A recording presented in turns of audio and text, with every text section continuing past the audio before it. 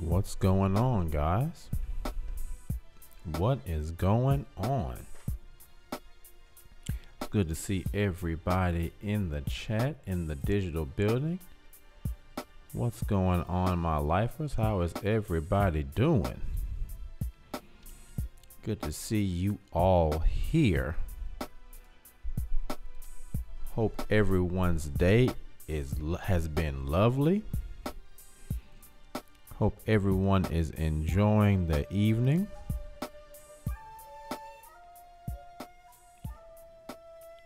Hope everyone is enjoying the evening, the day, everything. It has been a crazy day here in the Ville, but I am enjoying myself. It's good to be here and talking to all the my lifers.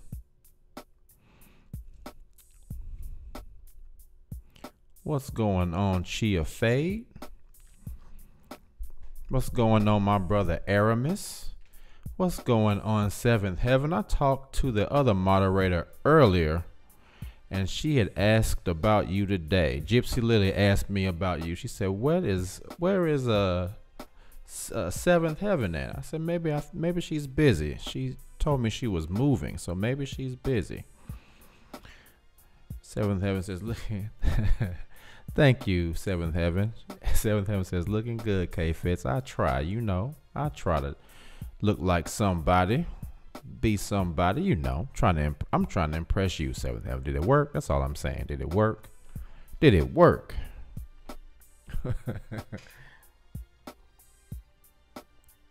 Aramis says,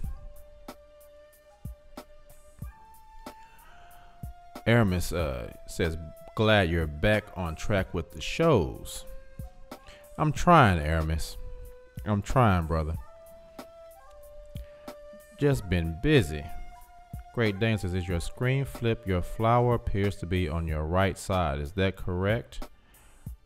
The screen is flipped. The flower is on my left side, though. It's on the left side. Men wear their flowers on the left lapel.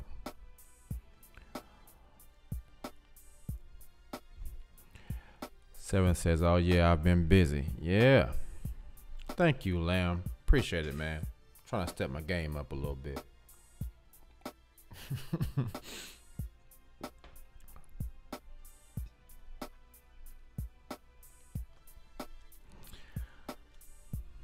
Okay. All right, Seventh. We'll have to have a little discussion about that. You gotta tell me what's going on, sister. What's going on? What is going on with you, sister? Great Dane says, I knew it. It's really good to see you all here, man. It's always a pleasure to have anybody interested in what I have to say. So I'm glad that you all are here. Thank you so much for joining me. Hopefully I'll be able to continue being on schedule with everything. I'm trying to get my life a little bit more subdued. I've been doing a lot, starting another business. So I like to have several streams of income. I don't like to have anyone able to tell me what to do. So right now I have, I think, 3 streams of income, and I'm looking to start a 4th. So I've been really busy, but I don't want to neglect this channel. I really enjoy talking to everyone. It's a highlight when I have time to do it. So I've been trying to schedule time to be able to be here and speak with everybody. So if you guys would please like, share, and subscribe if you haven't. Please like the video as you come in, and subscribe if you haven't already, and maybe share the video with someone. Yeah. If someone would like to contact me, my email address is kfitsmylife@hotmail.com. If anyone has any product or services that they would like to be advertised on the show, just email me here and I'll get you in the ad rotation. No problem.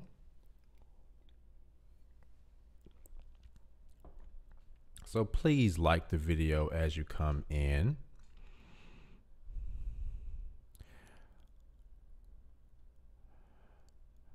What's going on, Self-Care Boss?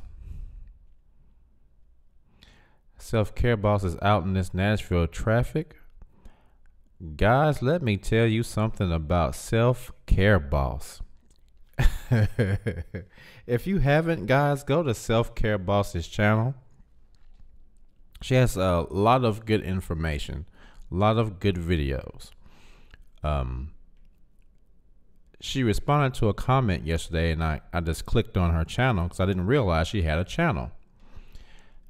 And she has some really, really good information on her channel. Let me see. I'm going to put her channel here in the chat. Let me find it real quick. I'm going to put Self-Care Boss's channel in the chat. Give me 1 second here. There we go. So if you haven't, guys, if you don't know, go to Self-Care Boss's channel. Give her some love. Subscribe to her channel. Check out her work. She does some good stuff. But Self-Care Boss has this one video in particular. She has one video in particular that I checked out. And she probably knows which one I'm talking about. But I saw this video and I said, damn it, I need to get a massage. Self-Care Boss is telling people how to loosen up their hips with these movements, these hip movements. And you know me, being a dancer, if a woman can dance, I'm in love already. I'm like, oh my God, you can dance. Oh, that's it. You got me. Self-Care Boss started demonstrating her little hip movements. I said, okay. I even told her in the video, you know I'm going to get on you about this when I see you in the chat next time. So guys, check out Self-Care Boss's channel. She has some really good work on there. A lot of really good information. Let me go ahead, since I'm talking about her so much, let me go ahead and put her info on the screen. But go ahead and check her out, man. She's got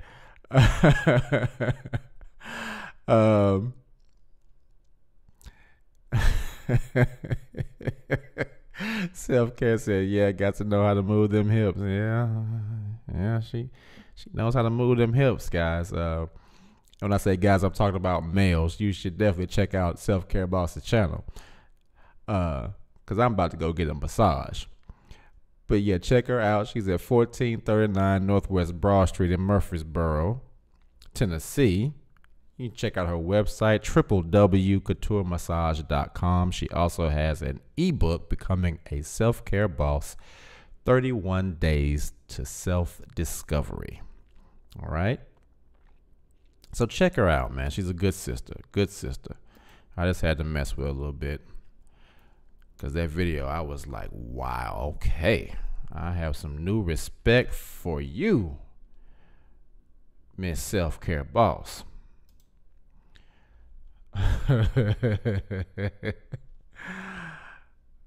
What's up, Marbo Marsky? Good to see you in the chat. Good to see you in the chat. What's going on, LaTanya Smith?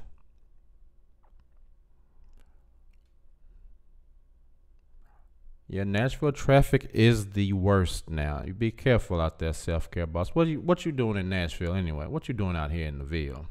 You're supposed to be in the borough. What you doing in the Ville?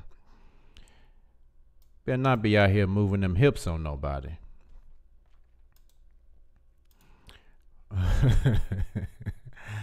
So, I don't know the answer to this question that I posed in this video tonight.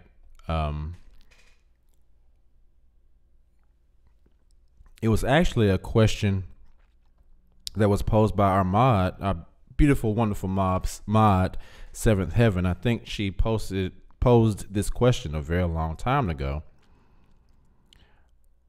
Marbo says, you had a date tonight, bro, looking casket sharp.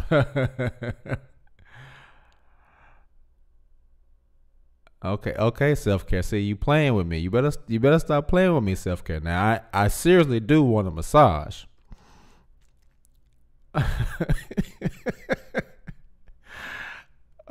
You know what? See, I'm gonna talk to you. See, I'm gonna have to talk to you off the chat, self-care boss, because you about to turn this into a whole nother conversation.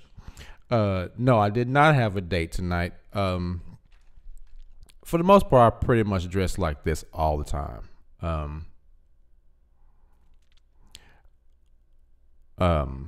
Okay, I got you, self-care.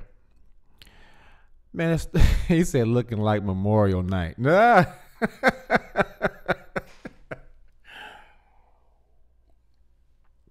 You funny. You got jokes. You got mad jokes. I ain't mad at you. All right. You are hilarious. You are hilarious. You are hilarious. I can't do nothing but laugh at you. That was funny as hell. That was funny as hell. So yeah, I don't know the answer to this question: fading or disfellowship, which is better?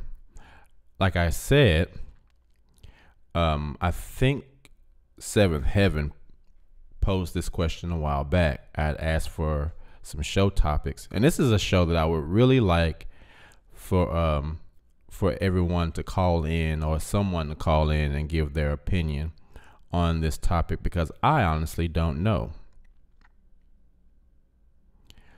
So let's talk about it, guys. Now, personally, I just faded because I was never baptized. So I don't know. I don't know.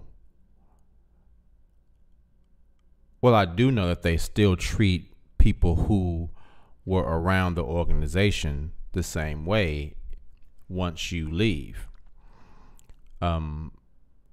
I just stopped going. I stopped talking to people. Great Dane said, waiting for you to say this is not going to be a long one. It probably won't. It probably won't.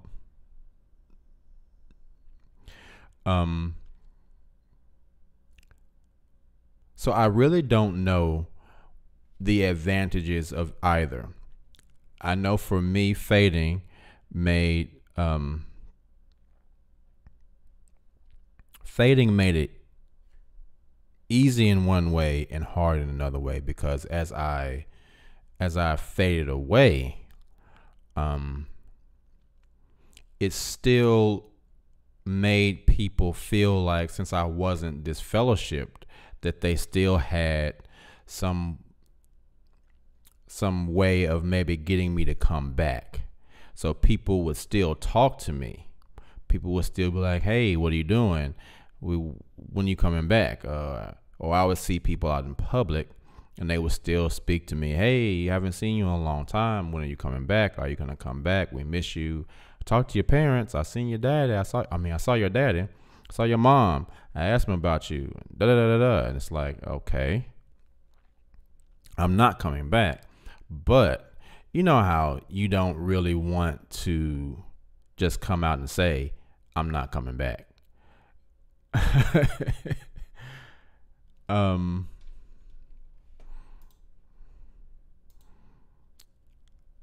Marbo says, if I could have done it over, I would have never went to the brothers. The elders made my situation worse.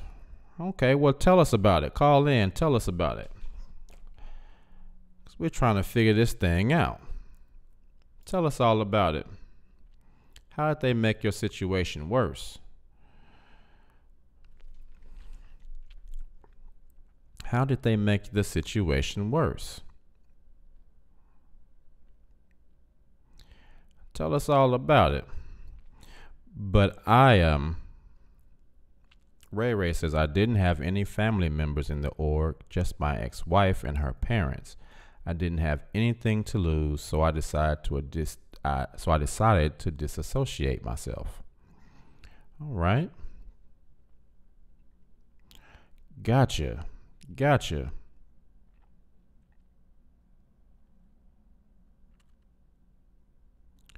Seven says, now that I think about it, they probably still speak to me to lure me back. They do try, still, after 35 years out. Great Dane says, same here. Okay. So you guys have stories about how the elders made things worse. Come on, tell us about it. Let's get the lines of communication open.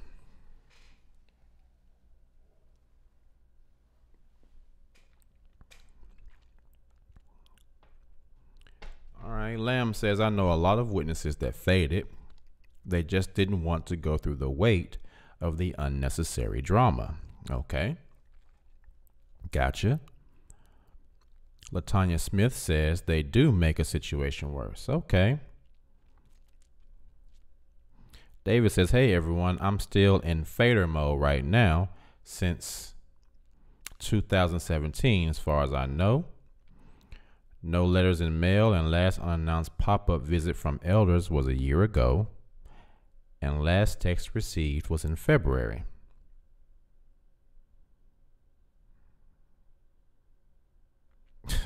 David, you funny, man. You funny. You are funny. Okay.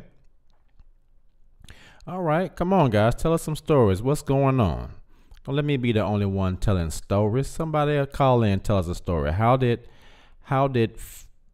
fading, or how did going to the elders make your situation worse? What's going on?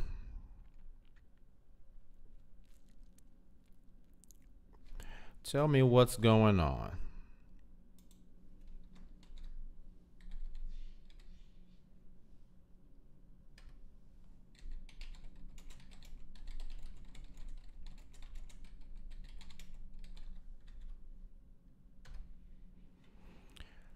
Tell me what's going on. What's up, Jumanji? How you doing, man? How you doing? So Latanya Smith says, I started out fading, but realized it was best to just make a clean cut. All right. Well, what made you have that realization? What brought you to that realization? Tell me all about that. Tell us all about that.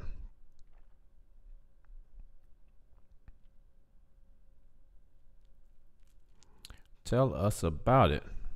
See, for me, of course, my parents were still in. So I was able to just, fade.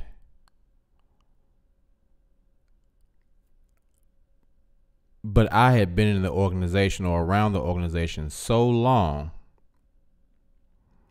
that there were so many people. Oh, okay, we got somebody calling in. Let's listen to this call. See who we got here. You are on with K Fits My Life. What's your name? Where you calling from?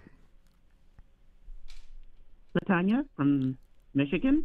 What's going on, Latanya? How are you doing? Hello, you. Yeah, you guys are awesome. I just wanted to let you know that you in the chat room in UK. One of the things that when I started out fading, I thought I could, I was binging on a lot of videos and things, and I'm thinking, well, I know I didn't want to go out in service anymore, because I realized that I was encouraging people to come into an organization that was not safe for them, and it was not. I'm inviting them into a toxic environment, and so after trying to fade, I started to realize, okay, one of my situations, the XJW community has done an excellent job of pinpointing different situations, which will let you know which is the best course to take. Should you fade? Should you stay in and stay incognito and try to help your family out? Or if you have the option of moving from a city to go to another city in order to fade, or just send in a letter of resignation. Some people say, well, you'll be playing into their game if you just send in your letter of resignation. But I started to realize I didn't have really an option to move away, and I know almost everybody here where I am. And I realized when I would go for a walk, I found myself avoiding a lot of streets so I wouldn't run into witnesses, because I didn't want to engage in conversations with them, because I was working on this letter, a 37-page letter that I was going to send out to many as possible. And when I decided to do the letter, I realized I would have to just send in my letter of resignation, because already, if you breathe anything, we all know you already get labeled an apostate. Mm-hmm. And so I was having elders coming over talking about, we're concerned about your spirituality and different things like that. And I'm like, no, you need to be concerned about your spirituality, because you're supporting a whole ton of stuff that you don't know anything about. I actually told one of the elders that, and it turned out I was getting word back to me that elders were over here and they couldn't talk any sense into me, and so it was starting to turn into a big mess, because I did tell them about Australia Royal Commission, and I decided not to say any more to anybody, because it would blow the cover as to people wanting to accept the letter that I'm going to send out to them. So it was then that I realized I did have to just send in my letter of resignation, because half of the people that I knew here that are Jehovah's Witnesses, I can't stand them. They're really, truly not good people. Some of them are violent. Some of them are very narcissists, because, the organization, it starts from the top down. So I didn't want them stopping by here telling me, come back home. And I mean, it was really weird how they would come by here and be telling me, I remember two sisters came by here and they're like, are you watching the broadcast? And I'm like, no, I don't watch that. Mm-hmm. And they asked it like, are you doing what you're supposed to be doing? And I'm like, no, I don't watch it. And the other one says, we want you back. We missed you at the meetings. You're always sitting in the front. We missed you sitting there. And the other one's like, yeah, come back home. Come back home like that. It was really creepy the way they did it. It was like, I didn't say it to them, but I realized there's a certain energy that I just didn't want to be involved in anymore. I don't know if you believe in any kind of other spirituality or realities or whatever, but I just got this really creepy feeling, like this, I can't describe it, like it was demonic or something going on that I didn't like. So I'm thinking, I don't want that kind of energy coming around me anymore. It's no wonder I've been sick for so long. And I realized ever since I turned in the letter of resignation, I kid you not, my asthma got a lot better. My allergies got a lot better. I don't feel as sick anymore. I don't know if it's something to that, but basically, I didn't want to face all the big drama of judicial hearings or nothing like that. Hmm. And I didn't want, see, with me being officially a Jehovah's Witness, I was constantly feeling pressure.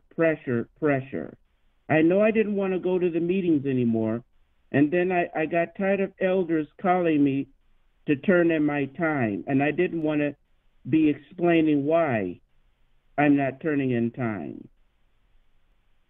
And I knew, and that all ties into, I didn't want to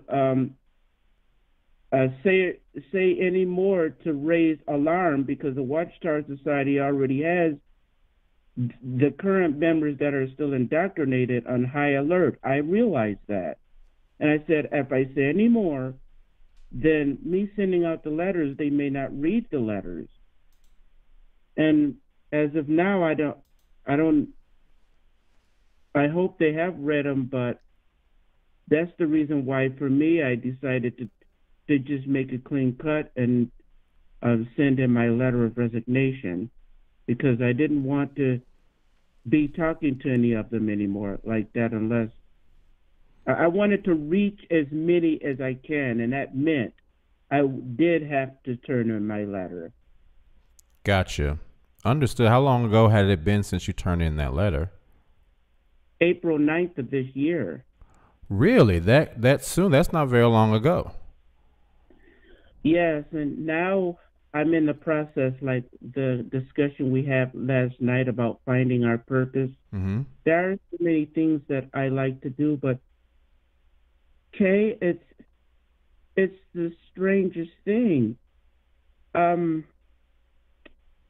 It's like all of a sudden the whole world is available to you.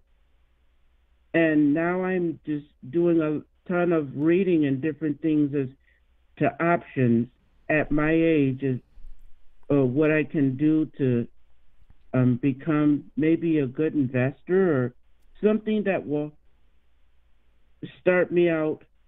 And there's different things in front of me. Do I want to go into activism, or do I want to go back to school, or do I just want to work?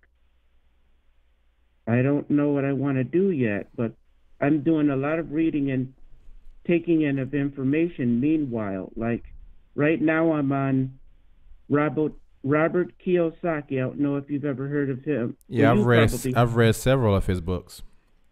Yes, and so I'm doing stuff like that, just trying to take in some information and see what I can do about. I'm looking for something that I can do online where I don't have to go to work every day, that could help in my income and possibly, hopefully, building wealth, finding a good, trusted, well-regulated broker for investing, and, get some training and knowledge on investing. Don't just throw your money at something and you don't know if it's going to be good or not. It's just different things like that now. Understood. And so that's where I am now, but I do have moments where I'm just like, I have to fight. Have I just failed? Am I a failure? When I get those feelings, I kind of just, push them off to the side. Maybe that's not a good thing. Maybe I should just deal with that. Well, I mean, I'll say this, and I think what you're saying is something that most of us have dealt with in leaving the organization, and I have, which is why I even did the show that we did yesterday, because I think we've all felt that way.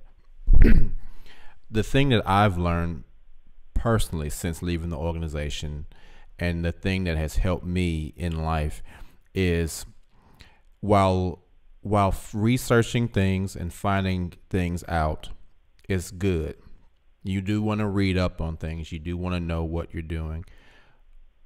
One of the things that I've learned, though, is the longer you spend reading about something and planning about something, is time that your brain kind of has to start telling you why you shouldn't do it. And sometimes you have to just get out there and do it. I just happened to know what I wanted to do very early. But even now, one of the things about me is that I've kind of gotten to a point where I'm not afraid to try things anymore. I'll go out and try something. I'll at least try it and say, okay, I tried it, I didn't like it. Or I tried it and I liked it. So age for me, I don't even really see age as a factor. You know, like I said last night, there are things that I do where people are literally like 16, 17, 18, and I'm 44 with these kids basically, but I'm still doing my thing because that's what I like to do. Age is the only obstacle that age provides, is the obstacle that you let your age provide. I know people who are older than me that are still doing way more than me.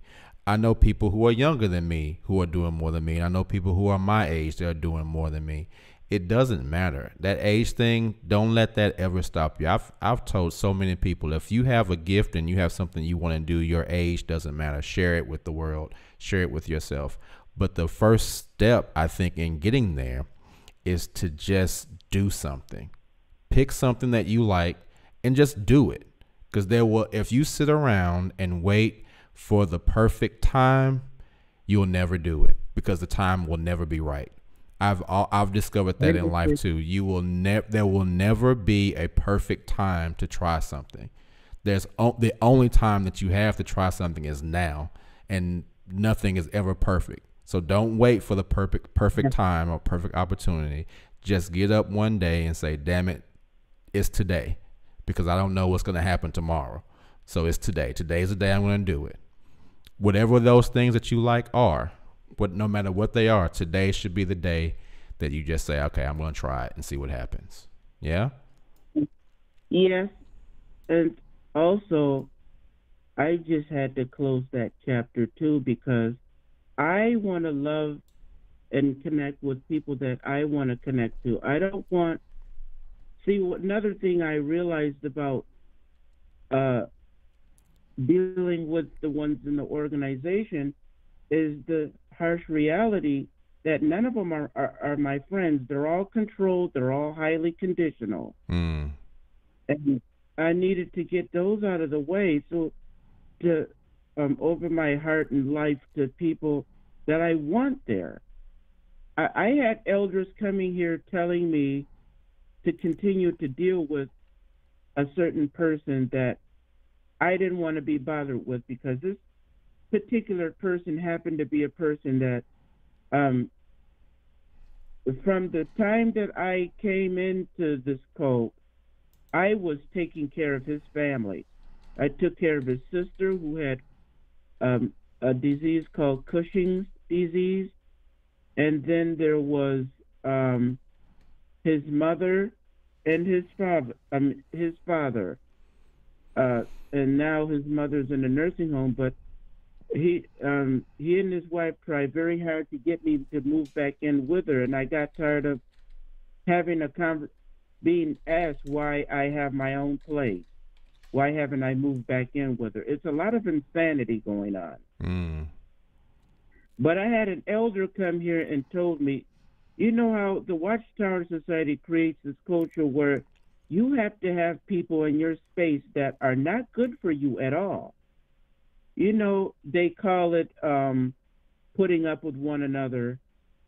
Yeah, that goes only so far. When you have people, that creates a situation where people realize, oh, I can just say and do what I want, and the other person has to continue to deal with me. The Watchtower Society encourages bad behavior. So that's another thing I wanted out of my life. And but I had them coming here telling me that I still should deal with this person. Evidently, yeah, he and his wife are not. He and his wife is now probably in their 60s now, but I wanted to get rid of them too, because I realized there was too much forcing of trying. They want you to bond with people that don't have the same energy or frequency, and may be bad for your energy. Very good point. Very good point. Yeah. Well, thank you so much for calling and sharing your story. I think you have given us something to discuss, and we're going to discuss that as soon as we get off here. So thank you so much for calling. Thanks. All right. Bye-bye. Bye-bye. That was a good one. Very, very good one.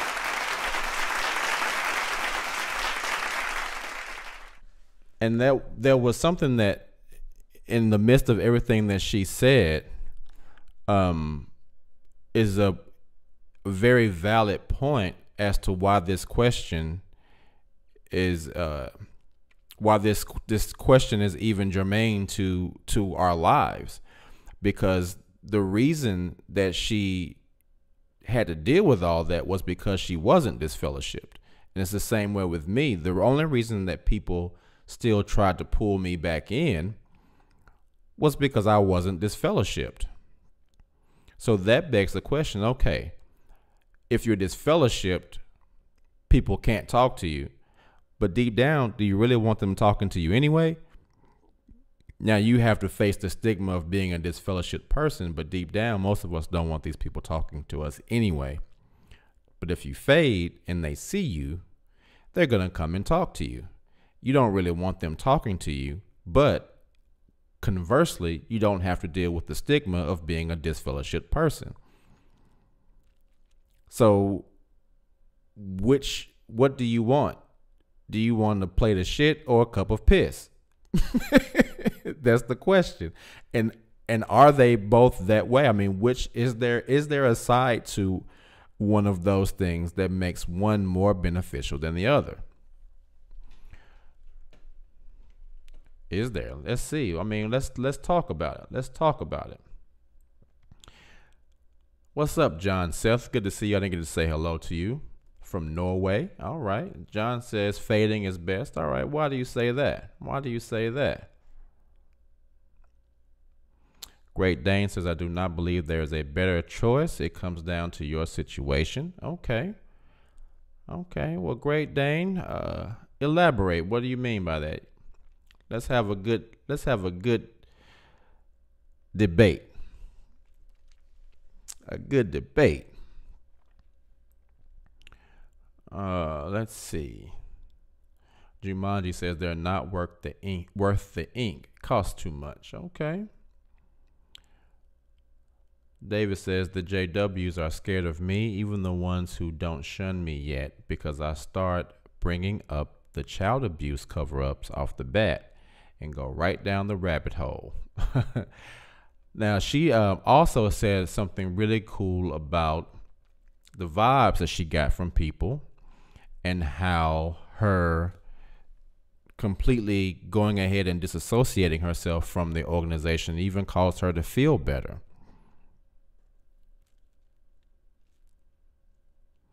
And I thought that was a very, very interesting point,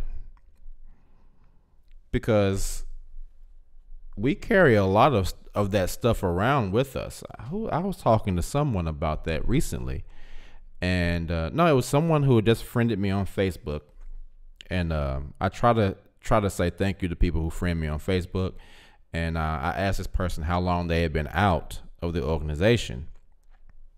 And I can't remember exactly how long it had been, but we were talking about how they asked me how I was, and I said, I'm good, but there are still times that I still have to deal with that, because, either leaving or being disfellowshipped is just the initial stone in the ocean, but the ripples keep going, and the ripples still affect you no matter how long you've been out. That doesn't go away. So even just being in the presence of these people can be something that is detrimental, like LaTanya said. That's a very valid point. Or even having that connection is something that can still be detrimental to you, because whether we know it or not, like she said, I do believe in a lot of other things too, but there is still a spirit that is associated with those people. and that organization. There is a spirit that binds them all together. There is a spirit that causes them all to say the same things. There's a spirit that causes them all to think the same way. There is a spirit that causes them all to look the same way. And if we haven't completely severed ourselves from that spirit, then that can still cause us negativity.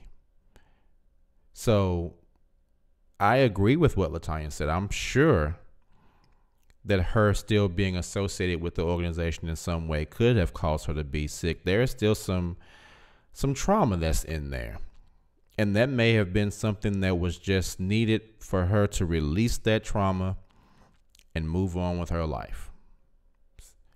I equate leaving the organization to leaving a relationship because it's so similar. It's so similar.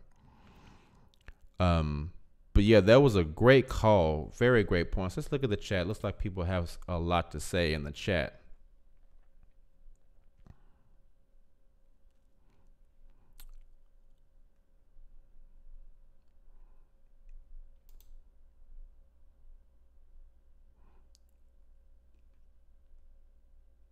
Okay. Marble says the elders are judging for God. It says it in their spell book. Their spell book? Do you mean their Bible, or is there another book that I don't know about that is their actual spell book? I would believe either way. LaTanya reiterates, yes, your situation is key to deciding whether to fade or disassociate. Okay. David says they'll probably disfellowship me in absentia. That seems to be the elders' flavor of the month nowadays, so they can send in the S77 form thinking they're protecting the flock from stuff being spread around. Interesting. I didn't know they disfellowshipped people in absentia. Hello, Wendy Seeley. It is good to see you.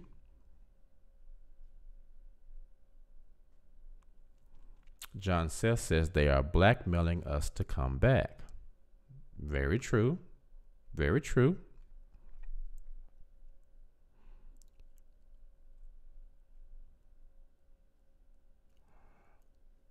LaTanya Smith says the Elder's Manual to me is a spell book. Really? Okay.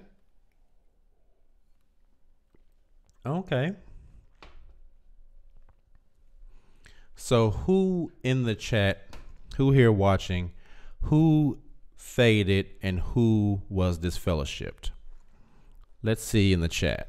Let us know who faded, who disfellowshipped, who was disfellowshipped. You can just put in a faded or a disfellowshipped in there. Who was faded, who was disfellowshipped, who were disfellowshipped.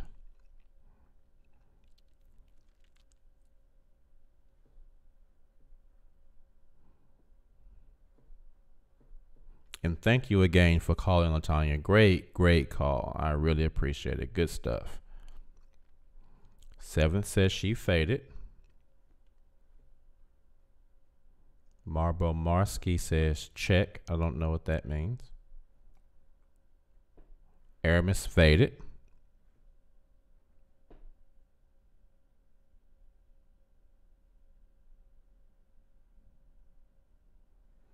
Wendy Seeley faded last August.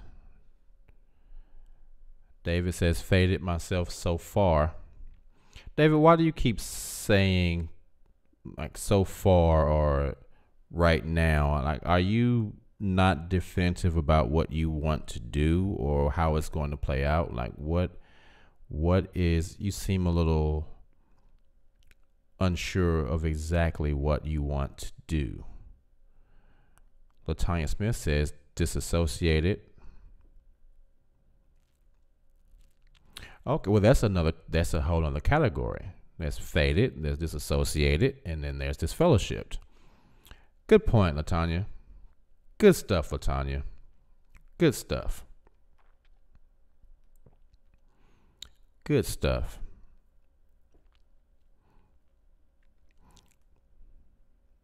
So then I think we could add disassociation to the question.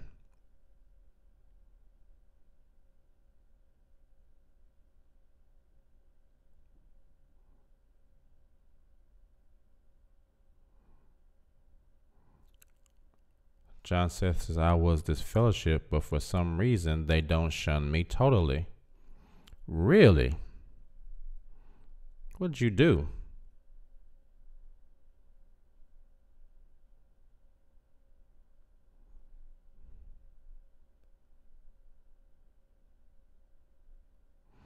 David says fading allows him the latitude to unwitness to the JWs without them controlling me.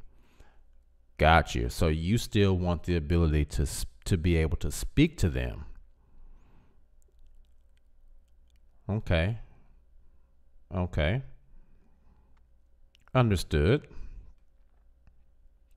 Dominican Trucker says, hello, people. I faded when I got kicked out of my house at 18. They took me in for a judicial committee, but I didn't talk, and they had no evidence of wrongdoing. So how did that whole situation play out? They brought you in for a judicial committee. You didn't talk. They had no evidence. So what did they say? How did it end? Dominican says, I don't get shunned either, and my dad is an elder.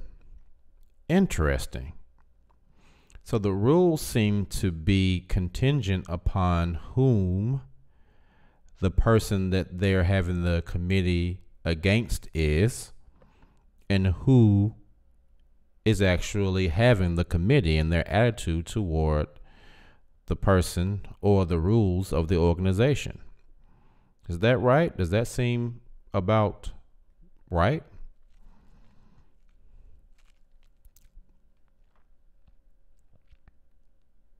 Seems about right. Because some of us are being shunned and some of us are not.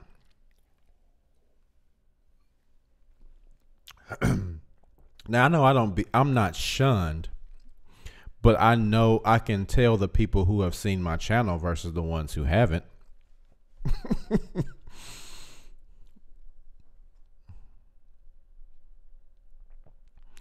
The ones who have seen my channel look at me and I can see in their face, they look at me as if I'm Satan. It's like, oh, there he is. That's him.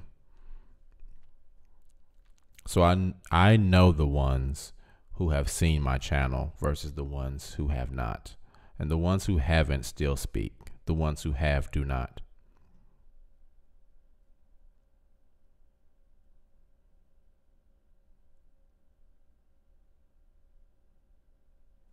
Wendy says, I agree with David. Many witnesses come by to speak about the org and some issues they are experiencing.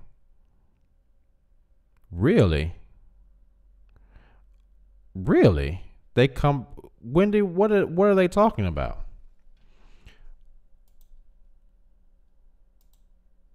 What are they talking about, Wendy?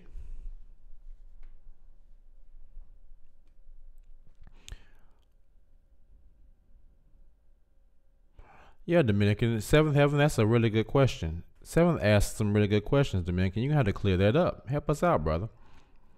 David says, I get shunned selectively as an awoken, outspoken fader in Wisconsin, where I'm at now.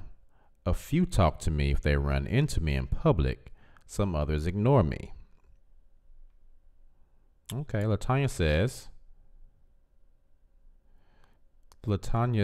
so far I spoke to an elder and a sister at Walmart.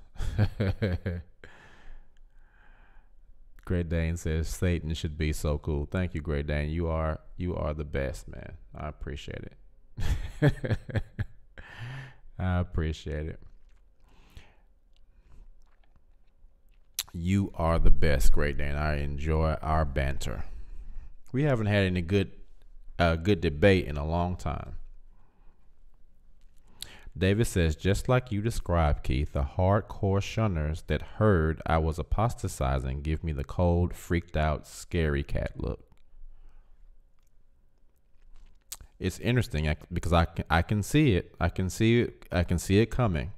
And the funny thing is, a lot of times I will see them out and I'll want to speak to them, not just to debate with them for no reason. I want to speak to them because I honestly want to ask them some questions. I honestly want them to be able to think. But I think, we all know that that's not going to happen. They're not going to be able to stop and just think. And as much as I or anyone else really wants them to just have a thought that is 100% their own,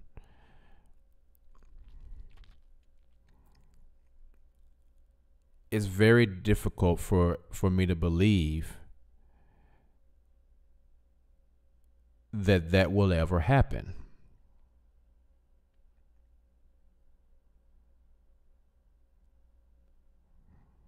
But I really, in my heart, want to speak to them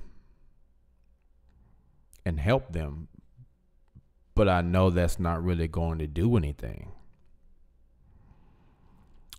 Dominican says, I had a hickey, which I didn't even know what a hickey was. It's a long story. Do you want me to call in? Yeah, call in, Dominican. You got the scoop, man.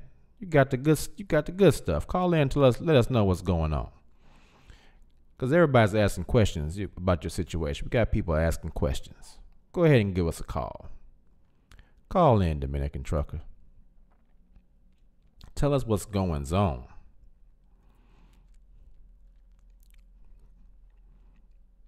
Tell us what's going on, brother.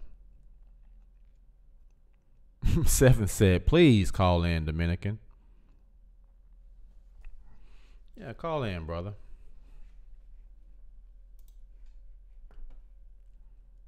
The number is on the screen. Let me put it in the chat just in case you may be busy. You can't look at the screen or something.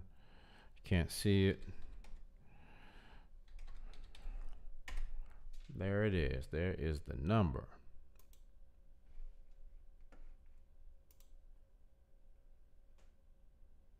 There is the number.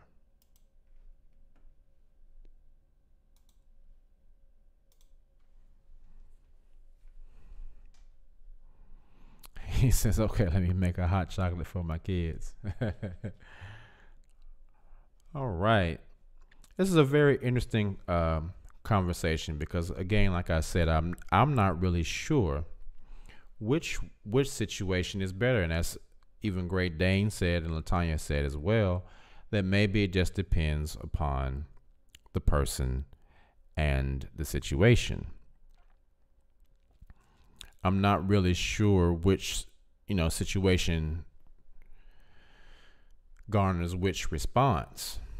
Wendy Seeley says they are speaking about things like the new building, Watchtowers building upstate, should be completed in 2026.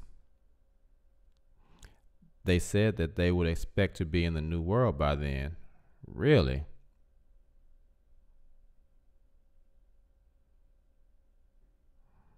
David says, an old JW elder I served with in Chicago, I talked JW issues with 3 months ago by phone, sent me a 4-page letter calling me an apostate 10 times and told my former Chicago JWs not to talk with me. Well, you know what? It happens. It happens.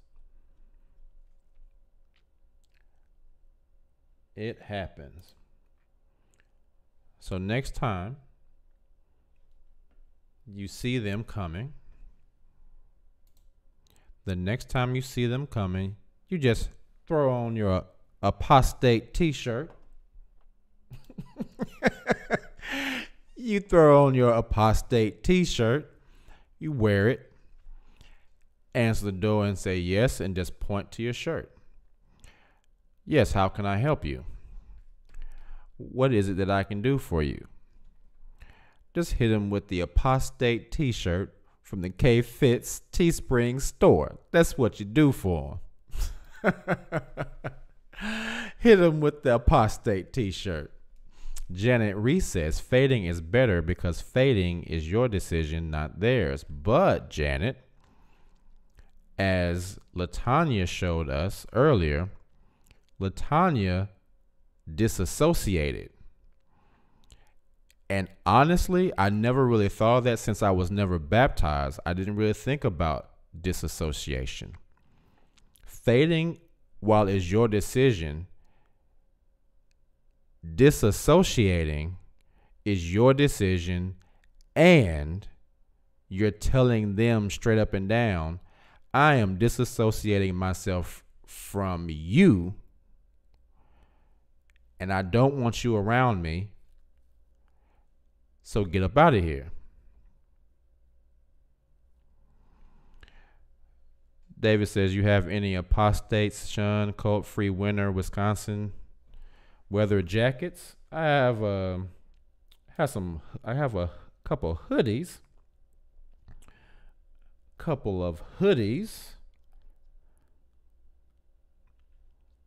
Let's see here. Let me run it back for you, David. Oh, we got a call. We'll put that on later. All right, you're on with K Fitz. What's your name and where you calling from? It is Dominican Truckers. What's going on, Dominican Truckers? How you doing, man? How you doing? I don't want to give out my name, but that's cool. Your name is Dominican Truckers. I got you as a friend on Facebook. I let you know who I am. Okay, yeah, I remember.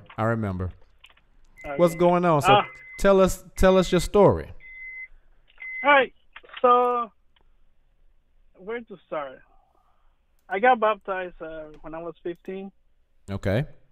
In Dominican Republic. Obviously, I'm Dominican. Right. And I want to be I became a pioneer right away. Okay. And I became regular pioneer. I think I said it before in one of the posts. So I wanted to be like the best. I wanted to be a special pioneer.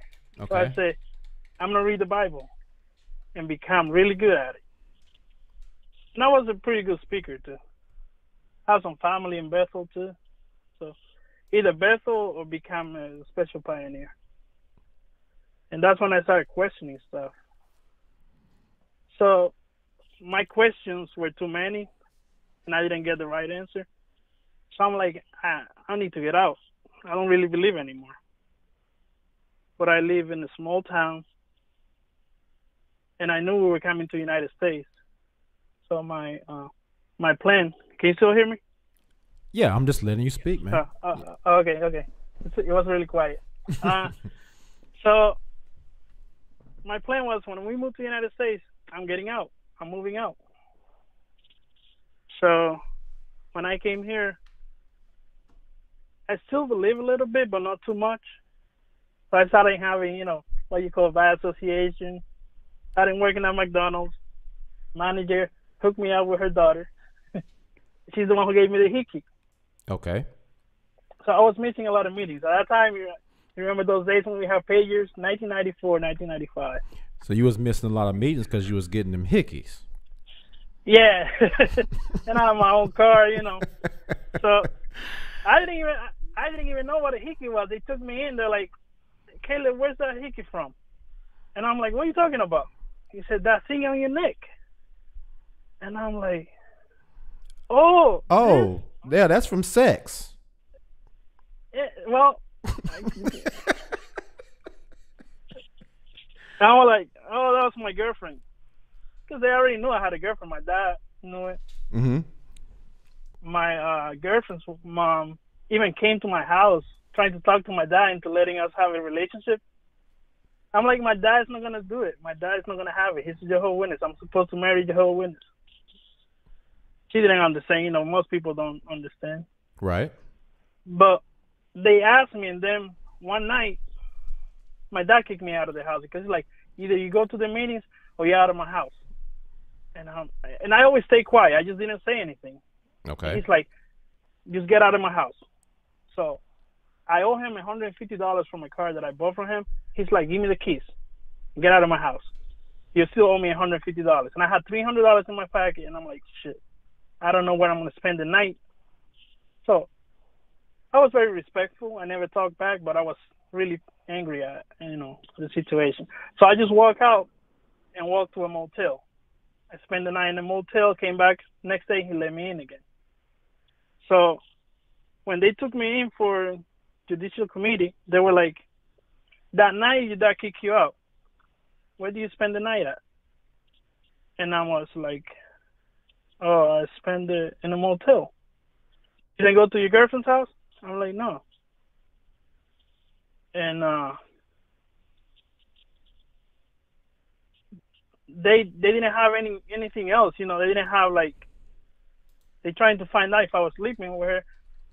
They asked me all the questions. I just blocked. You know how they block you when you talk to them about apostasy? Right. The same way I blocked them. I blocked them. I just didn't answer anything else. I was just looking angry, sitting on the chair.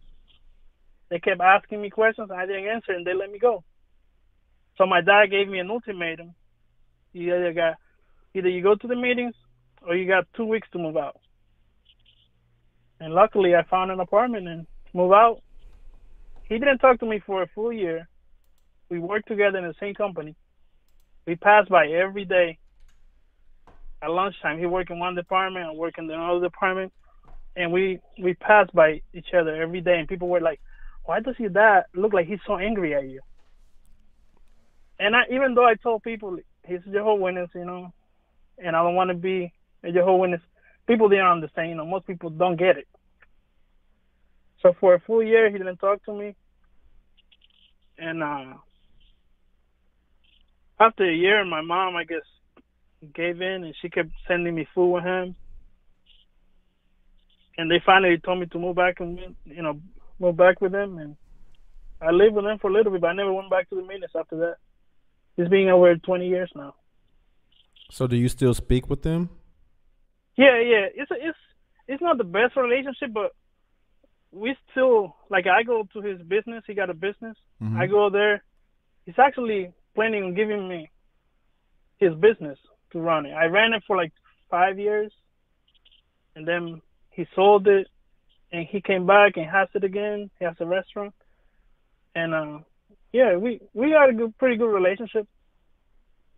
I even talked a lot of crap about Jehovah's Witness in front of him, and I haven't been disfellowshipped. I even had a child out of marriage, and like I said in the comments, and for some reason they told me that after so many years that you've been faded out, they don't do anything about it. That's what he told me, because I was freaked out about being shunned for a little bit. Mm-hmm. I was really afraid of being shunned. But he knows I'm not going back, because one time I was really depressed. I got my first marriage, went to shit. I got divorced, and I had a daughter. And I went back to the Dominican Republic. And I think he thought this is the opportunity to get him back. He's really depressed, and he's coming back. And even though I was really depressed, I was like, I don't agree with this. I know about the best serene house you guys built in California was, right? Mm-hmm. I knew about that a long time ago. And I know a few things about Jehovah's Witness. I'm like, I don't agree with you guys. And then I have questions about the Bible, too. Things that don't make any sense. And he's like, you can't question too much. You need to have faith. And I'm like, no, but that doesn't make any sense. I can't go back to something that doesn't make any sense to me. And after that, he basically gave up. I feel like he gave up on me. What is this magic cloak that you have that prevents you from being disfellowshipped? I don't know. Oh, I have one time, because he has a small restaurant, and I was an elder that I know from a long time ago. This elder was one of his students, and he came one time. He's like, you got kids. You let them see the Caleb and Sophia videos, and no, they're not watching that. And my dad was right there in front of me. He's like, And I'm like, listen, I know about the whole one is investing in weapons and cigarettes and all this stuff, and you guys don't see it. And I was really like agitated. I was like too hyped about it. And my dad was just looking at me like, shut the fuck up, you know? But he couldn't say anything because he didn't know about it. And then a few days later, he came back at me with a few answers. You know, nothing too good. But it's weird because my dad kind of agrees with me in some of the things that I say. Mm-hmm. Like, I would point a few things out about the Bible that don't make any sense to me. Because in a way, I even question God. And I was like, what is this thing with the slavery? Mm-hmm. You can't beat your slave until you almost killed it. No human being can do that right now. Not even, what is this about? Killing a whole city and taking a girl that is a virgin because you like her. That's a rape. If the United States do that going overseas, that would be like the biggest scandal ever. Why would God allow something like that? Yeah. If I go back to the past with the knowledge that I got now and I got all the power, I wouldn't allow. I don't care if it's a custom in the country right now, in Israel, that's what they do. I don't care. It's not allowed. I'm the boss. And God is the boss. How can you allow, you know? And I ask him those kind of questions. And he's like, yeah, I know. It's hard to understand, but sometimes, you know, at the right time, he's going to clear things up. And, you know, the usual thing. Mm-hmm. The new light is going to come, and we're going to see the new light, whatever. The new scrolls will be open. Yeah. But I do feel like I'm marked. Jehovah's Witnesses don't come to my house, though. Okay. That's one thing. It's weird. They don't come. They don't knock on my. They only knock one time. And my wife scared them away. Really? What'd she do? Why do you do that? Because she knows I'm like a little. I like to talk to Jehovah's Witnesses. You know, I like to bring stuff out. I usually act like I'm not a Jehovah's Witness. I'm like the pastor and this and that. Mm-hmm. So, from the English congregation, they came knocking, and my wife was like, "No, go away! My husband is here, and he's gonna tear you apart." I'm like, "Why do you do that?" And they don't stop by my house. But everybody from the English congregation talks to me and everything. Well, your wife was good looking out for you. She helped you out on that one. No, I actually wanted them to come. I like talking to them. Maybe she sees something like, maybe she sees how, you know, you might like talking to him, but then does it bother you afterwards? Do you think back on it after you've talked to him and maybe it affects you in a little bit of a way? No, at first she felt like I was too, when I first started going, after 20 years, it's like lately when everybody's just, all these groups, you know, ex-Jehovah's Witnesses, is when I really came back to when John Cedars came out. Mm-hmm. I started watching his videos, and that's when I kind of learned more about it. So I was more hyper about it. My wife is like, you just talk about that all the time. But when I approach Jehovah's Witness, I try to be my heartbeat goes up. I'm not going to say I'm really calm. I'm a little stressed, like I'm shaking a little bit. But I try to calm down, mm-hmm. and I try to keep the peace because I want the conversation to go on. Mm-hmm. I talked to some Jehovah's Witnesses, and I kept saying pastor and church, and eventually they kind of figure out, like, do you have a daughter who's a Jehovah's Witness? And I'm like, no, I don't have a daughter. My daughter's not a Jehovah's Witness. But I don't agree with you guys. There's no way you're going to tell me that I'm not going to talk to my kids. It doesn't make any sense over religion. Jesus wouldn't do that to me. If Jesus is walking with you, do you think Jesus is going to be like, oh, we're not going to talk to him? I don't think that's the way he's going to do it. So I kept talking about it, but I was really calm. But she didn't know that I was going to be so calm about it because she was there that one time. Okay. And she saw the witness reaction. The witness were getting agitated. I actually told her, take him away. Mm. And I'm like, listen, we're just having a conversation here. But well, that is a story. That is very interesting. I'm still trying to figure out how you did not get this fellowship. That's some amazing shit. I know. maybe because nobody saw me again. Like, even though it's a small town where I live, I didn't see any more witnesses for a while. I didn't go to see my dad except for work. He see me at work. That was it. I really faded from everybody. You know, I was by myself. Okay. Maybe and after many years, I guess they didn't care. I don't know. I do feel like some people get like different treatment, you know. I have a friend of mine. I think he just went to another church in Dominican Republic, and he got his fellowship, and he got. I haven't talked to him, but I heard he was so stressed out about it that his mental stage it was really bad. I have no idea what's going on with him. I've been trying to get into contact with him, but I haven't been able to. I can imagine a lot of people go through that. Yeah, a lot. I mean, even myself, I was freaked out when I had my second child. I was really freaked out about getting this fellowship because I'm like, and I told my mom and my dad, if I could go back to my past, when I was 15, I would never get baptized because I know that's the only thing that allows you guys to stop talking to me. If I was never, if I was never a Jehovah's Witness, I could be a thief, a drunk, and you still talk to me.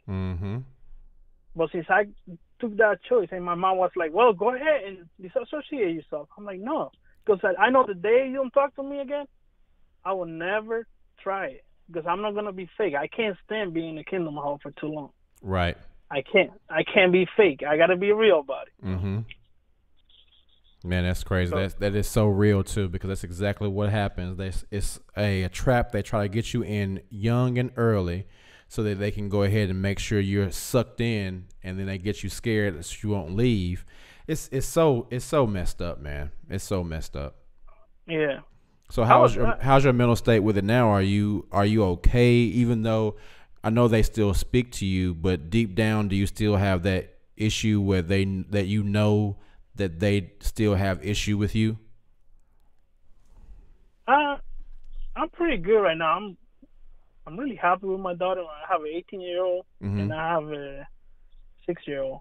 Okay. Then we adopted a child. He's 7, and my wife has a daughter. She's 18 too.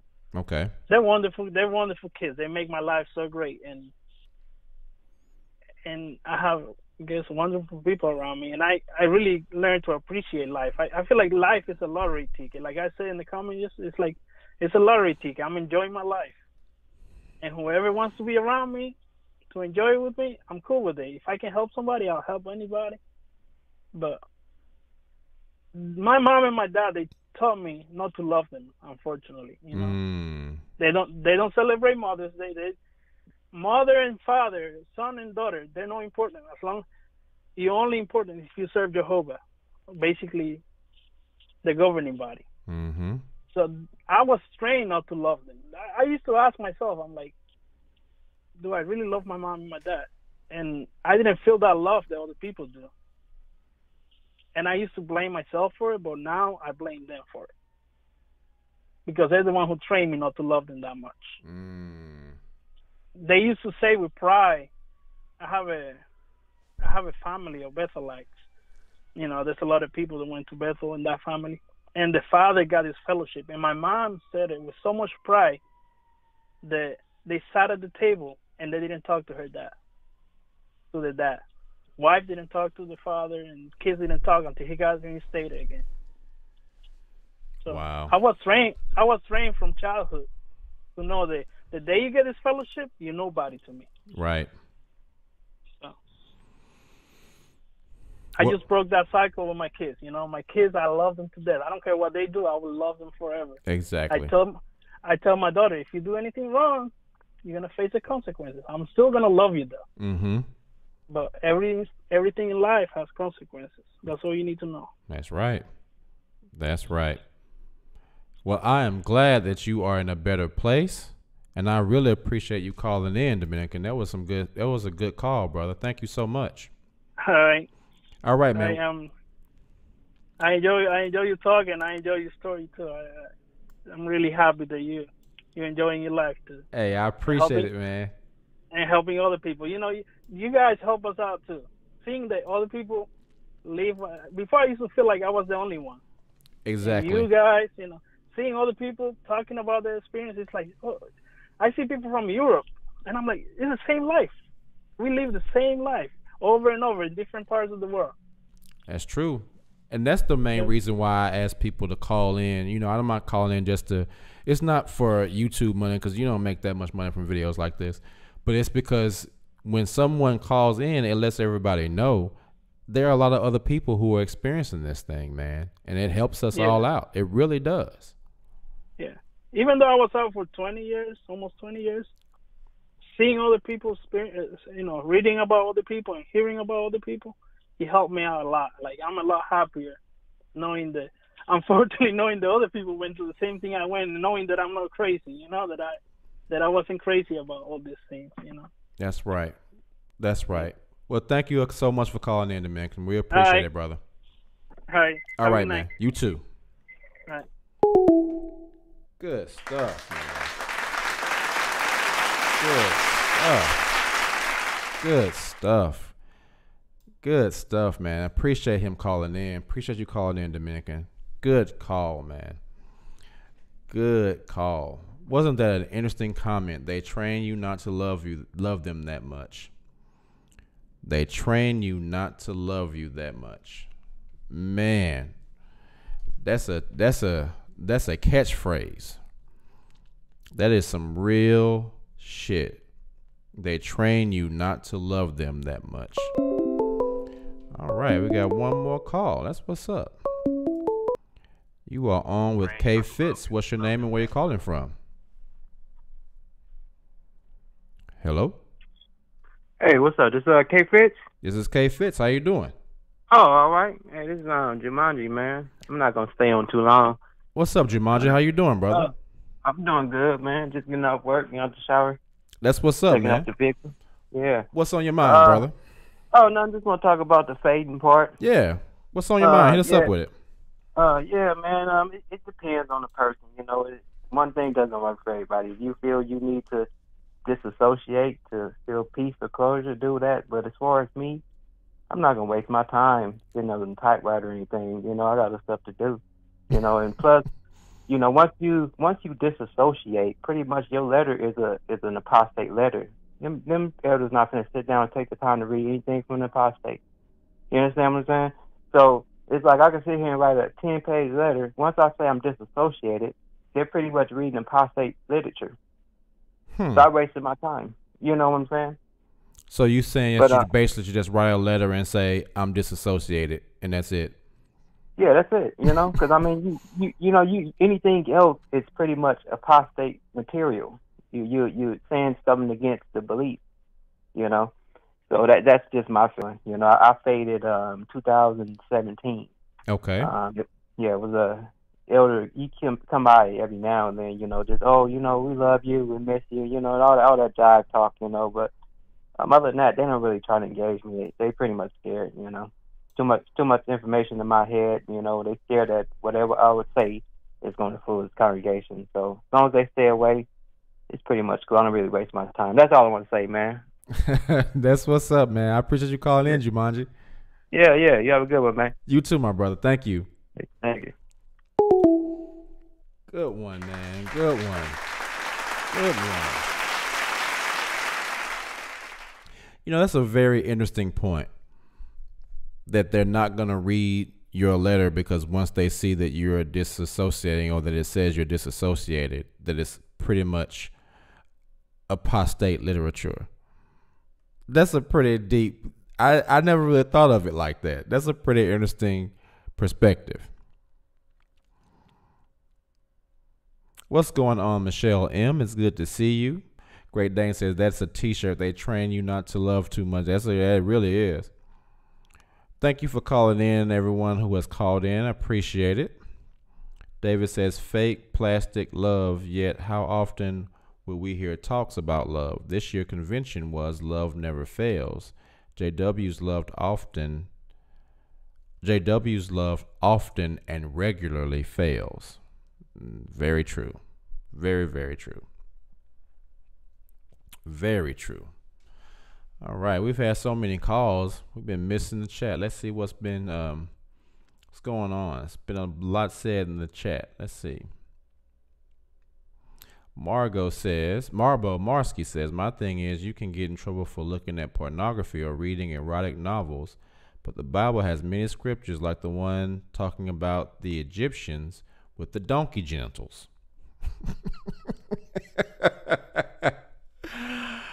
Oh, the donkey genitals. That is hilarious.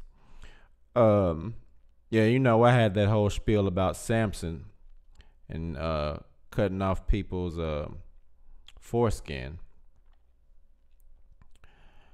That's a horror. That's horror porn. That's murder porn.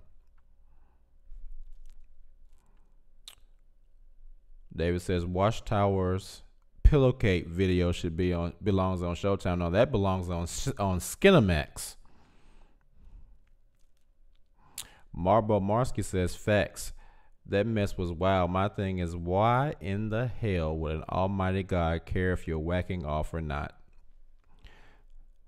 That's interesting. You know, I'm gonna do a video,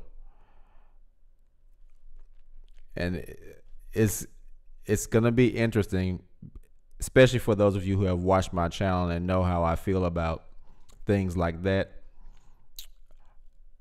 I'm not even gonna talk about it. I'm just gonna release the video, and it's been an experience. All right, we have another call. Let's see who we have. You are on with K Fitz. What's your name and where you calling from? How you doing? This is Lavelle from Nashville. What's going on, brother? How you doing?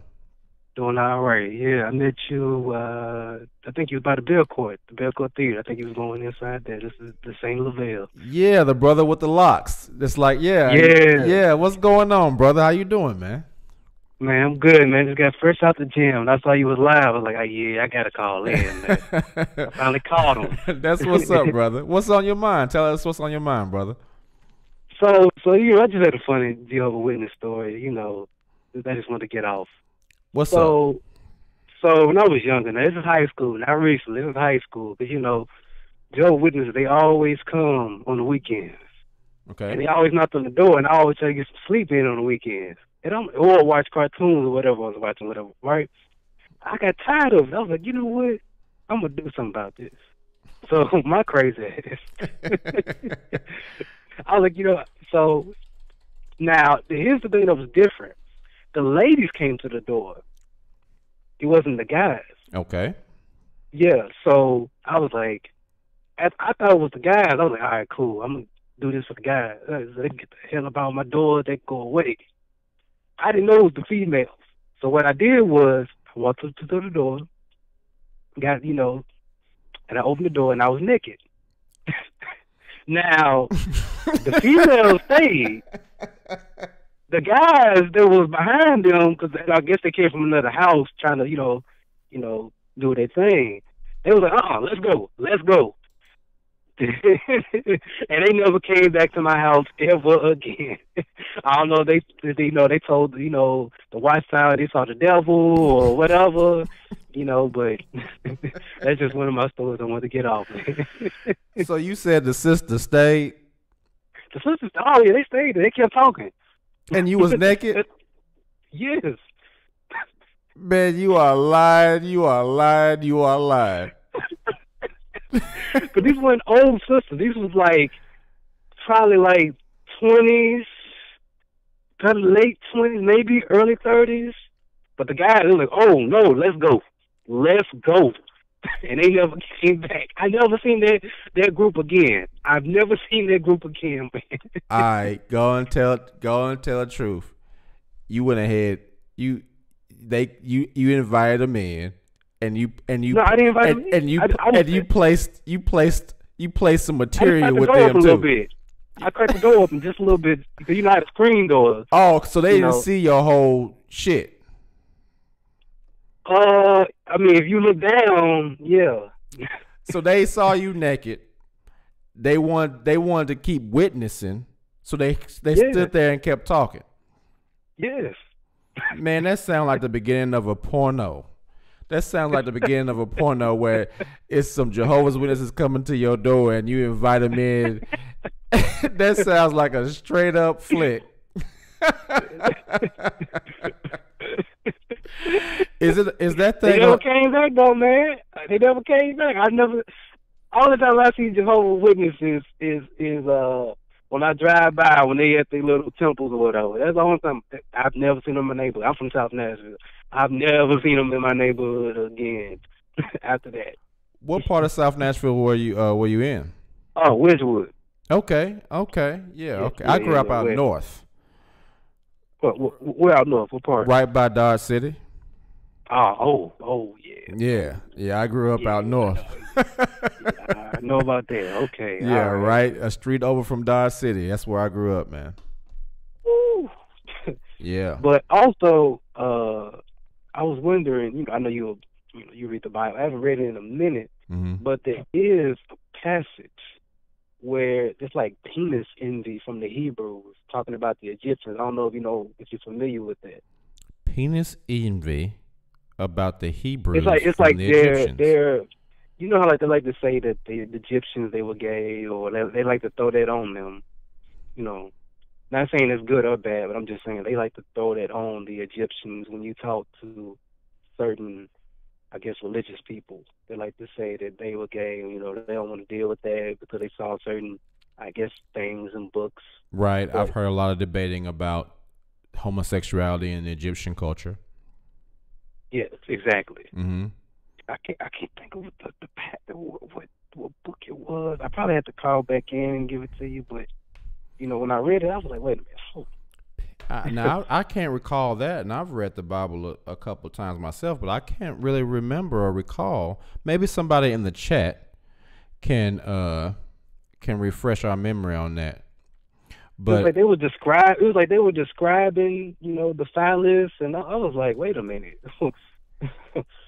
I probably have to call in again and give it to you, because I don't want to hold up nobody else if they trying to call in, talk to you. No, you good, man. I just wish you go ahead and tell the truth, and just go ahead and tell everybody you fucked them sisters that came to your door. Hey, you know what? Now that I think about it, when I was in college, you from Nashville, CSU. Yep. I actually used to talk to a sister that was a witness. But here's the thing, we were good until I told her, cause this was when I was on my journey on finding the truth, studying different religions, different, spiritual systems and that. So that's when she was like, oh, no. She was like, I got to let this guy go. Mm-hmm. And I ain't gonna lie, she was fine. But the thing is about it, she didn't want to deal with nobody that wasn't a witness, She was like, we was real cool. We was close. But after I told her I was on my spiritual journey, I'm trying to, find the truth and study different religions, spiritual systems, she didn't want to hear that. Wow. But here's the contradiction thing, right? Here's the thing that's comical. She called me up one night. I'm in my dorm room. And this is out of nowhere, unorthodox. She says, is anal sex still counted as sex? You know that whole thing. I was like, I was like, wait a minute. I thought you was a witness. Wait a minute. Say that one more time. If what? She was saying, my bad. Sorry, I talk fast. No, sorry. My bad.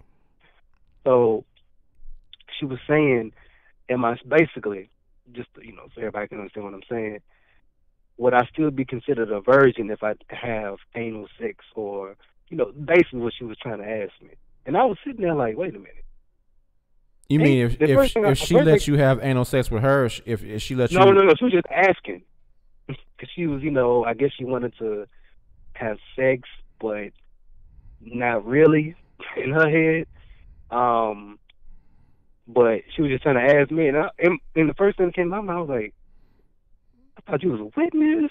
You know what I'm saying? Like the thing going through my mind, because I know Jehovah's Witnesses, they're very serious about their religion. Right. Even if I disagree with them, they are serious about what they practice. Right. And so that's the thing that was going through my head. So I just had to ask her. I was like, so why are you asking me this? She's like, well, I just, I want to, I want to test it out and see how it goes. Basically, what it is, she wanted to have sex. She wanted to have. She just didn't want to lose. She wanted to have anal sex, and she just didn't want you to break her, pop her cherry. Exactly. Right. Yeah. She just wanted to be able to say, "See, I'm still a virgin," but she really ain't, because I mean, it's the same. It's it's sex. It's still sex. Exactly. Yeah. Exactly. She just wanted you to go in the back door. That's all. She didn't want you coming in the front door because she didn't want she didn't want nobody to see you coming in. So she wanted you to hit that. She wanted you to come in through the back. I get it, but I mean it's still sex, because eventually, if you do anyway. Let me get out of this conversation before the conversation get crazy. But she wanted that D. That's all that was. She wanted that D. She wanted that D. And you did it too, yeah. and you did it too, didn't you? And you told her, well, this is what you said. You said, all right, I'll give you the D, but what you're gonna have to do is you're gonna have to go outside and get your book bag and come back to the door and knock on the door, and I will be at the door naked. You gotta start witnessing.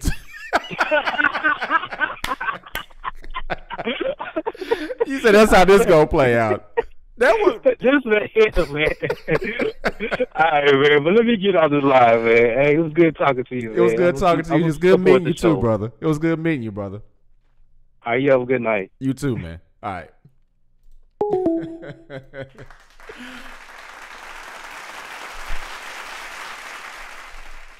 Yeah, that was a cool brother. I was going to meet. Me and one of my boys went to this place called Double Dogs out here in the Bell Court, and I was walking up the street, and I saw the brother. I said, "Hey, what's up, brother?" I just walked past him. He said, "Hey, do you have a YouTube channel?" And I said, "Yeah." He said, "Okay, I've seen some of your shows. I saw one you did with Vera 747." And I said, "Yeah, that's me." And he's like, "All right." I said, "Well, it's good to meet you, brother." So that was the first time anybody had ever, recognized me from YouTube. So I was super surprised, but it was really cool to meet the brother. He was a good brother. So thanks for calling in, brother. I appreciate it. Now who was that said there was that Marbo Marsky? Marbo Marsky said they were about to call in. Yeah, that might be some fun role play though. I'm gonna have to find me a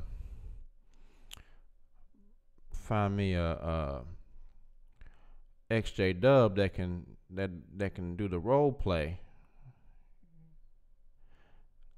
Yeah, like, yeah, I'm gonna wear that JW-ness out of you tonight. You ain't gonna be you gonna be a triple X JW when I get done tonight.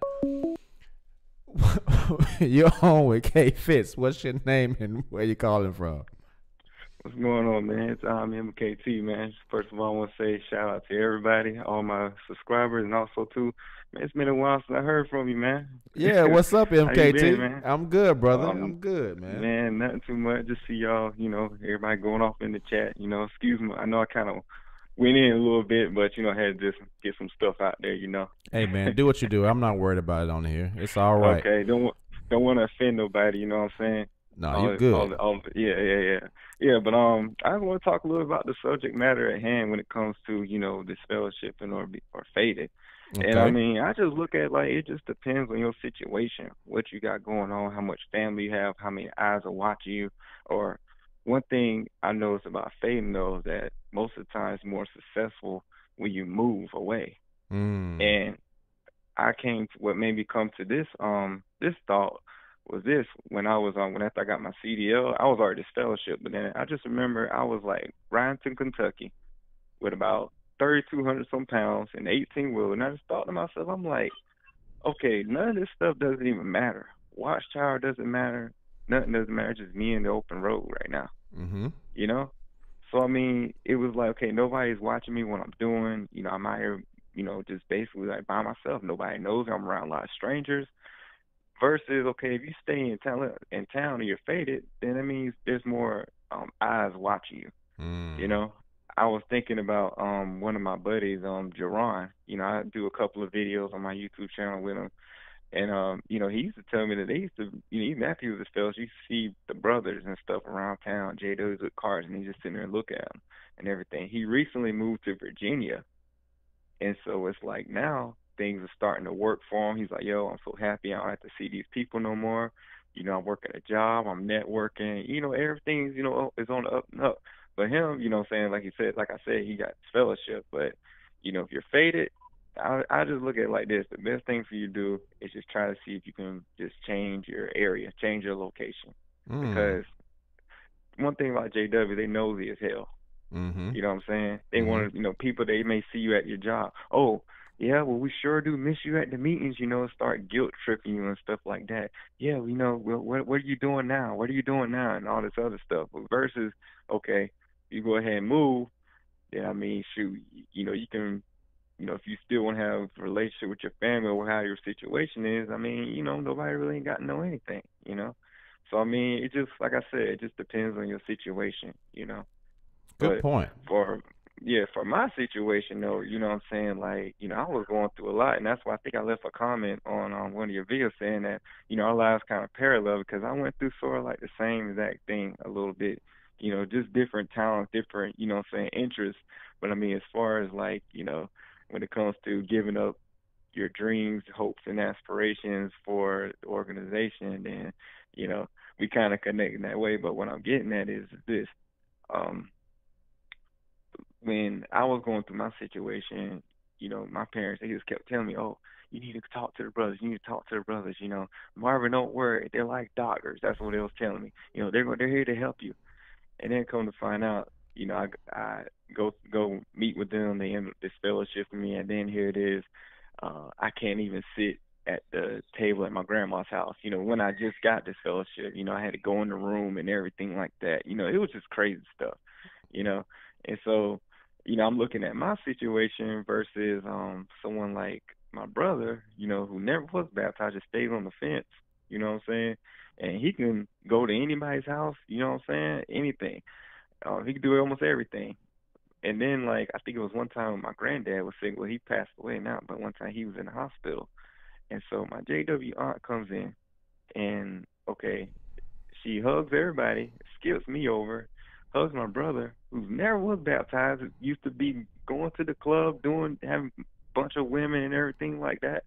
And I'm like, yo, like, I only did one thing that was bad, but yet and still you're going to sit there, you're going to just basically just disrespect me, just act like I don't even exist. You know what I'm saying?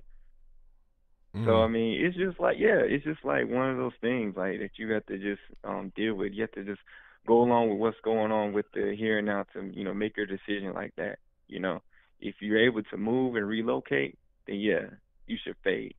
But if you get this fellowship, then I still say you should just detach yourself from the location that you're at if you can, because I mean, you can't just continue to rely on a source that's not going to benefit you. Because once you get this fellowship, your family, it's just going to basically like make your life a living hell in a sense, because they're going to say, oh, well, Satan, this will happen when you leave Jehovah's organization. They're going to try to make, they're going to, just detach themselves from you, and then you're going to be, you can't really get any help from them. You can't talk to them about certain things or anything like that. So I just wanted just to add some clarity to the situation, So, I mean, I just look at it as, like I said before, it's either, just go along with your situation. Not one is not better than the other, because if you fade, then sooner or later, okay, somebody might find something out, because we are in the age of social media, so everybody see posts, everybody's on social media, so people, they see stuff of what you're doing, And I mean, it's sad it's got to be that way. You grow up in this cult, that message got to follow you. So, to a certain extent, But I will say this though, Keith, after I'll tell you I was going through that situation with my parents and everything like that. Well, I think I solved the issue because my dad asked me that me and my family can spend the night at his house, at the house. Yeah, and I mean, when he asked me, I'm like, okay, my mind's thinking like, okay, is he does he want us to spend the night in hopes that we'll probably go to the meeting, or is he trying to bribe us to get back or something like that? But I mean, they don't really even talk to me about, getting back to the Kingdom Hall no more after we had a little talk about it. So, I mean, I'm just looking at it as, you know what I'm saying? Like maybe my method that I'm doing with my parents, maybe that's working, you know, by not even acting like I'm lost without them, Right. you know. Right. That's a very You know what I'm interesting saying? approach, though, MKT. I think it's smart. Yeah. Yeah. You know, I don't try to expect anything in which they're willing to give. Mm-hmm. You know what I'm saying? And it's just like me and my wife said, like, yo, if you want to be around your grandkids, you've got to want to. But as far as us, I'm not going to keep asking you, hey, can you come out here and see your grandkids? Can you do this, that, and third? You know what I'm saying? If we downtown, we call. You know, we're back at. You know, if I'm going to South Carolina, we're in the area. Say, yo, we're here. If you don't want to see them, that's on you. You know, and we told them just like that. You know, it's no love lost. I mean, that's you got to take that to the grave, not us. Right. Right. Know? Right. Yep. That's what's up, MKT. Yeah, that's something we can talk about here in a few minutes too. Moving. What do people think about moving? That's a very interesting idea. Yeah, it's all about solutions, man. And you know what I'm saying? And whether you try to identify yourself as with the XJW community or, you know, you're by yourself or whatnot like that, we got to focus on solutions, man. You know what I'm saying? We just can't keep, you know, I hate to say it, put it like this, but having like a sob story. So what? Oh, the parents are doing this, that, there. What's the solution to your problems? Because a lot of times we know the solution to them, we just don't want to put it in action. And the action is, okay, you move on with your life. You let them know, say, hey, you're losing out. I'm not. You know, because it's 2020 now. You know, y'all been telling me for X amount of years that I won't even reach 30 or 40 or the age or whatever age you are. Y'all been telling me this, and now I'm this age. You know what I'm saying? And you were getting older, so I mean, it's your loss, not mine. You know, and that's what it's all about, man. You know, we got to start. You know, what I'm saying, apply some solutions, man, to these problems. You know, you do what you got to do to make your way to get yourself successful, and you know, you just do it. You know what I'm saying? Agreed. Yeah, but that's about all I got, man. You know what I'm saying? I try to be long-winded at times. Actually, I'm a man of few words, but you know. Hey, I don't mind. Everybody likes you, MKT. I like your channel. Everybody likes you. And if you, I'll put your link to your channel in the chat. So if anybody hasn't subscribed, they can subscribe to you too. But yeah, I appreciate you calling MKT. You know, it's always a pleasure, brother. Oh yeah, for sure. Yeah, and I'll be taking a group out on Sunday morning. Okay. So let everybody know that. All right, dude. All right. All right, MKT. Thanks for calling, brother. Yeah. All right.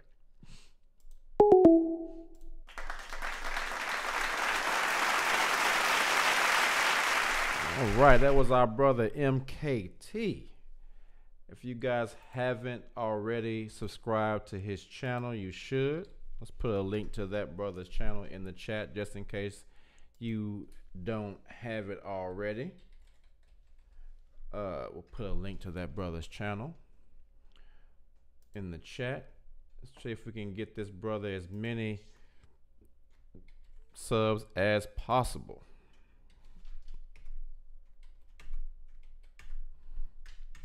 It's a good brother right there, man. It's a good brother. So yeah, man, that's a very interesting question. Should you move? Does moving help? Does moving help?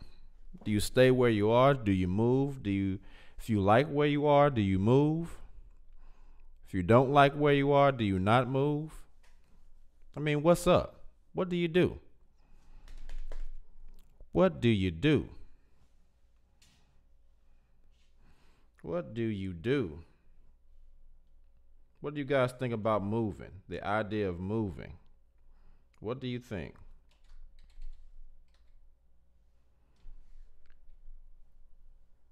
What do you think?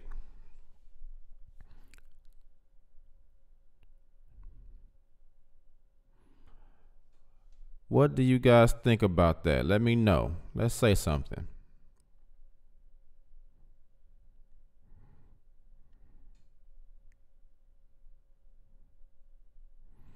Oh, everybody's quiet on this topic. What's going on?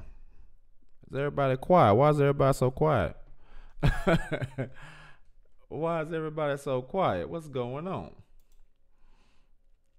So the question, do you move? Is that a good thing to do? What's up with that?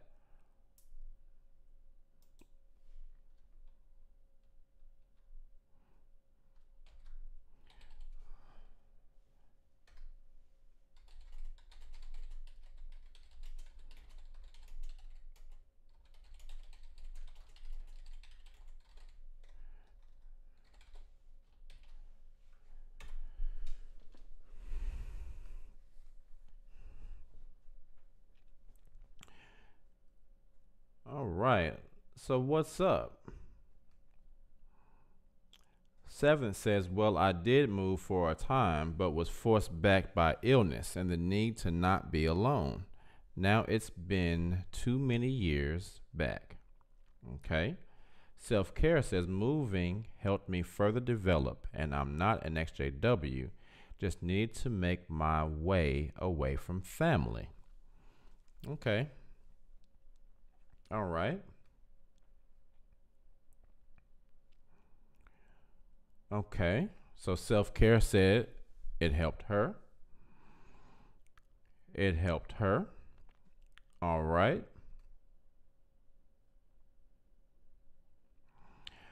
Anybody else?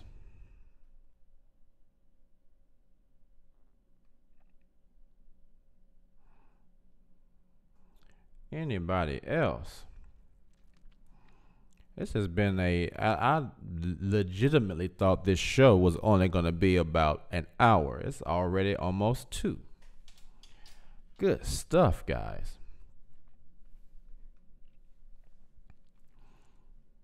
So, that was a good question. Fade, disassociate, or disfellowshipping? David says, I can see moving being good, even necessary, after waking up, especially leaving a very threatening, bullying, high control congregation or deeply indoctrinated JW family. Okay. All right. Great Dane says, when you're 16 and raised in the bubble, moving doesn't even come into your brain. Interesting. Okay. Latanya Smith says, yes, that's why I disassociated. I didn't have the option of moving. Okay. Wendy Seeley says, not everyone is able to move. I moved from NY to VA 5 years ago, left Kingdom Hall last year. I have no plans of moving again. All right. Great Dane says, I told you would say we're not going to be here for a long time.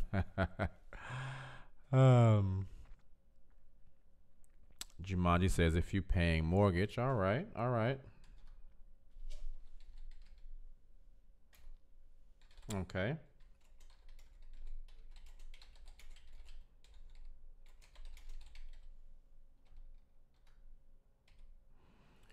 David says, for some, it's financially infeasible to move away. Okay. All right. Understood. Understood.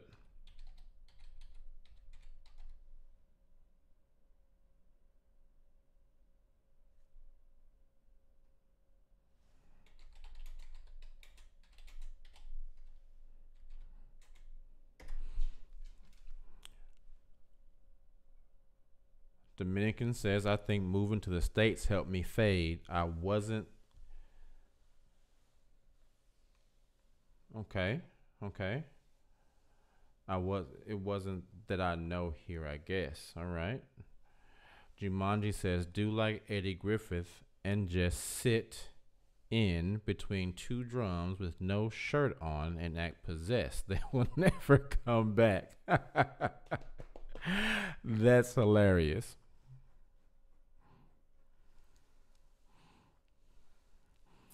Michael M., what's going on? What's up with you?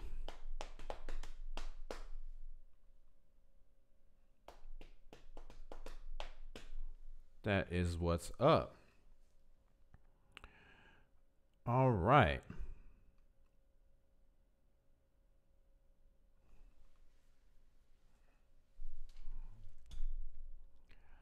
All right. So we had a really good conversation tonight, guys. Really good conversation.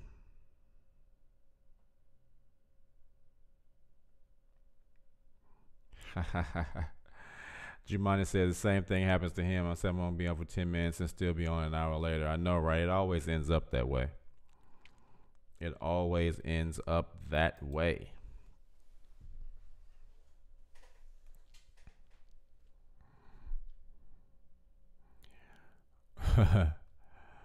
So yes, it has been a really, really good show, guys. Thank you so much for everyone who has called in.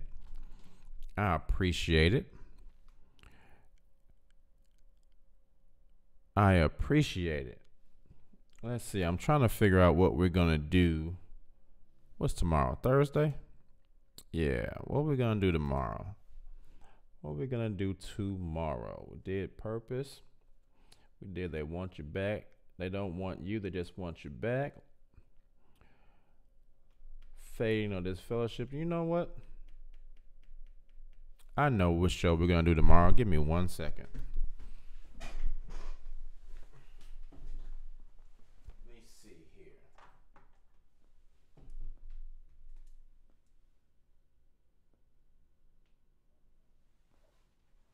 All right. I know what we're doing. Had to check out the board real quick.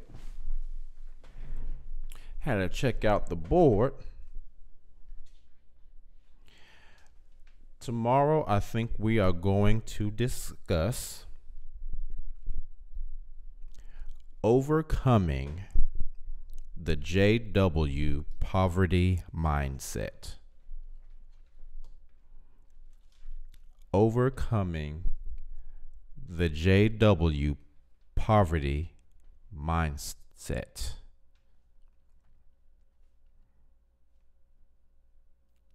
Okay. Overcoming the JW poverty mindset will be tomorrow's topic. Michael M says, "Are you still spiritual?" Yes. David says, "Don't forget to tell JWs to celebrate Charles Taze Hustle Russell's upcoming death day on the 31st. Make some Freemason gestures and pyramid signs while avoiding pyramid schemes." That's funny.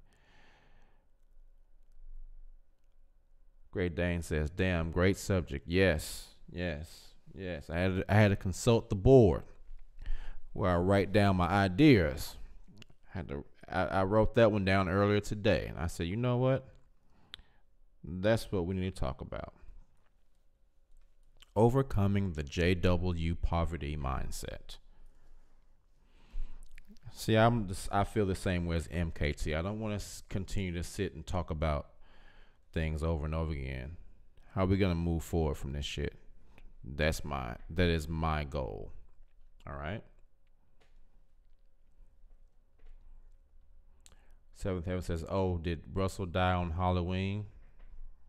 He should. He was one of the biggest spooks out there.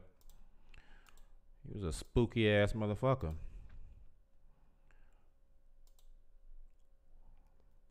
All right. So, guys, thank you all so much, as always,